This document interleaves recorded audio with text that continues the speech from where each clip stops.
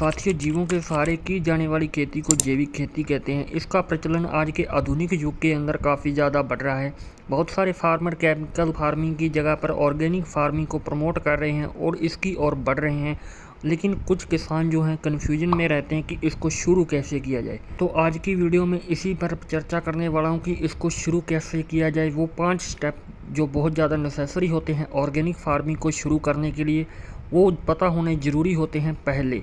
अगर आपको नहीं पता होगा तो आप कमर्शियल बेनिफिट नहीं ले सकोगे। आपका जो इनपुट होगा उसका नुकसान हो जाएगा और आपको आउटपुट प्रॉपर नहीं मिल पाएगा, और जितनी भी आप इन्वेस्टमेंट करोगे वो सारी की सारी ऐसे ही चले जाएगी और किसी भी प्रकार का बेनिफिट नहीं मिलेगा।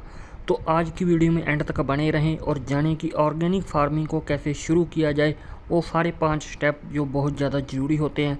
तो चलिए शुरू करते हैं बिना किसी देरी के। साथियों, सबसे पहले स्टेप आता है सर्टिफिकेट को हासिल करना। इसके अंदर क्या होता है, इंस्पेक्टर होते हैं जो ऑर्गेनिक फार्मिंग के लिए वो आपके खेतों का इंस्पेक्शन करते हैं कि आप केमिकल का यूज तो नहीं कर रहे। आपको लगभग 3 साल के लिए अपने खेत के अंदर मैन्योर्स डालने पड़ते हैं जो ऑर्गेनिक होते हैं, जैसे compost, vermi compost, farm yard manure. तो जब आप सारी रिक्वायरमेंट को पूरा कर लेते हो तो आपको एक सर्टिफिकेट इशू किया जाता है कि आप ऑर्गेनिक फार्मिंग कर सकते हैं और आपका जो प्रोडक्ट होगा वो प्योर ऑर्गेनिक होगा। ठीक है। इसके बाद नेक्स्ट स्टेप आता है जिसके अंदर रहता है आपकी क्लाइमेट एंड ऑर्गेनिक मैन्योर। आपको सभी प्रकार की खादें, जैसे कि मैंने कुछ पहले बताई है, कंपोस्ट, वर्मिंग कंपोस्ट, FYM, इन सभी का नॉलेज होना चाहिए। इसके अलावा जो बायोपेस्टिसाइड होते हैं उनके बारे में भी आपको पता होना चाहिए ऑर्गेनिक फार्मिंग को शुरू करने से पहले, क्योंकि जो ऑर्गेनिक फार्मिंग होती है वो इन्हीं के ऊपर डिपेंड होती है और इन्हीं की मदद से ऑर्गेनिक फार्मिंग को किया जाता है।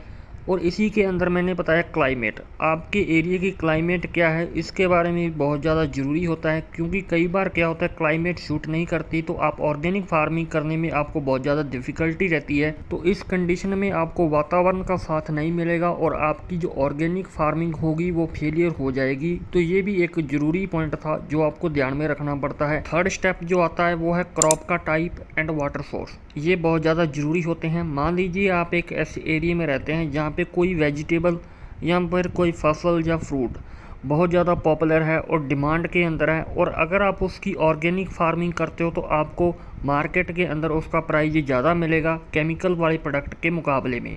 दोस्तों, इसमें क्या होगा, अकेला क्रॉप का टाइप ही नहीं, इसके अलावा आप कोई स्पेशल वैरायटी है जो बहुत ज़्यादा पॉपुलर है और आप उसी को लगाएं। इससे आपको ज़्यादा से ज़्यादा बेनिफिट होने वाला है, क्योंकि आपका प्रोडक्ट जो होगा वो ऑर्गेनिक होगा और मार्केट के अंदर बहुत ज़्यादा अच्छा प्राइस मिलेगा। सेकंड थिंग मैंने बताई वाटर सोर्स।